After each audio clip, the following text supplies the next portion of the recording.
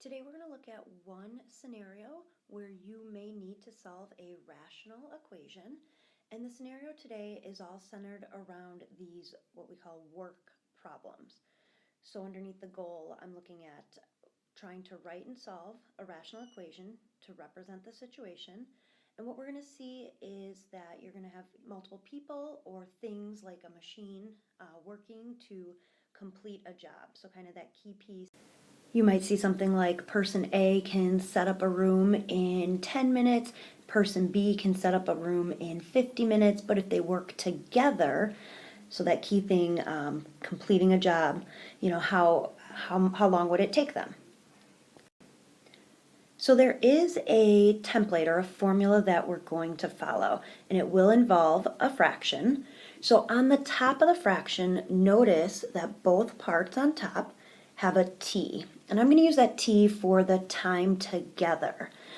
So when person A and person B are working together, how long would it take them? And notice on the bottom of each fraction, you have something different where it might be A to represent how long it would take the first person, person A, to do it alone. Or if you see under the second fraction, B for how long it would take person B to do it alone.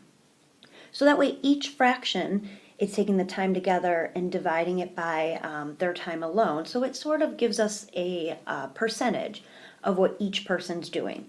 And then together, kind of notice the key part here, equal to 1. And it's always going to be equal to 1 because we're completing one job. So again, each fraction represents sort of each person's part, and together we're going to add that up to equal one complete job. This would be a good thing to jot down in the corner of your notes. We're going to use it for each problem today. All right, so let's look at our first scenario. It says that Abby has a lawn care service, and one day she asked her friend Jamal to work with her. Now, normally it takes Abby 2 hours to mow and trim Mrs. Harris's lawn. So that time, 2 hours, is what is going to take Abby by herself. So that's kind of like the time for Abby can be our person A. Now it says when Jamal worked with her, the job took 1 hour and 20 minutes. So this is a good number for the together, right? So I'm going to highlight that in red just to kind of color code and match with my formula here. And we're trying to figure out how long would it have taken Jamal to complete the job by himself. So that's kind of what we want to find, right? How long for Jamal to complete that by himself. So we're going to actually be solving for the person B, right? We want to find B. And I'm going to make a note of that.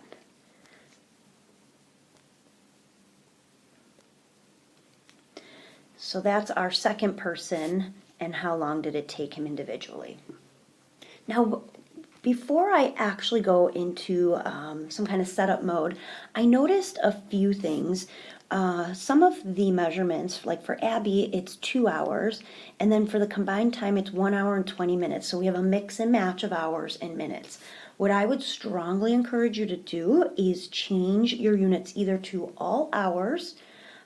So the 1 hour and 20 minutes, you would want to make a decimal or fraction, or convert it all to minutes. So that's going to be my approach. I'm going to use 120 minutes for the 2 hours, and I'm going to use 80 minutes for that 1 hour, 20 minute time frame. Okay? So now let's actually go ahead and set up our formula here. So I know I'm going to have two fractions added together to equal 1. And if I look at my key on top, I need the total time. Remember, that's what we highlighted in red. So I'm going to use the 80 minutes on top. Okay. And for the denominator, we need for the first fraction, that was person A. Remember, that's Abby. So she is taking 120 minutes. And we are trying to find B. I'm going to leave the B in the problem then. Okay, so here's our setup. And now our next step would be to actually use those solving methods from the other day to try and find our b value. Okay. Now one thing that I am going to, just to help here, I am going to put the 1 here. I'm going to put that over 1. Okay. I'm going to make a fraction out of that, just so I can see for a common denominator. The best common denominator, I think I'm going to need to use the 120b. So let me set that up, 120b for each of these.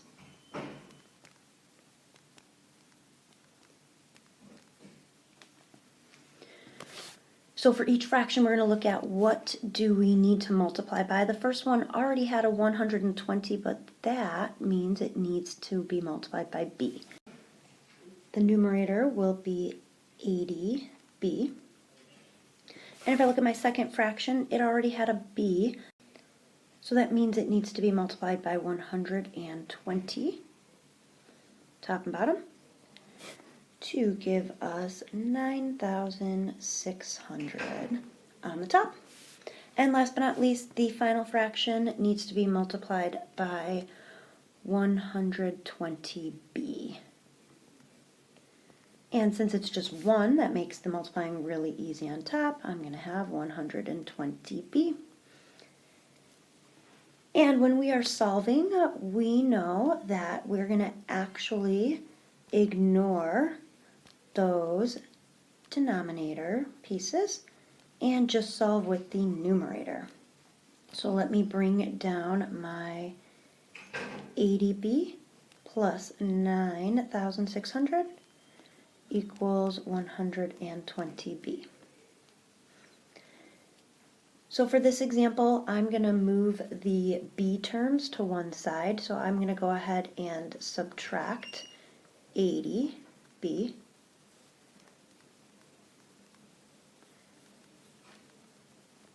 and bring down the 9,600. And now 120b minus 80b should be 40b. And I'm going to divide each side by 40 to isolate the b value, because that's what we're trying to solve for. And this ends up being 240.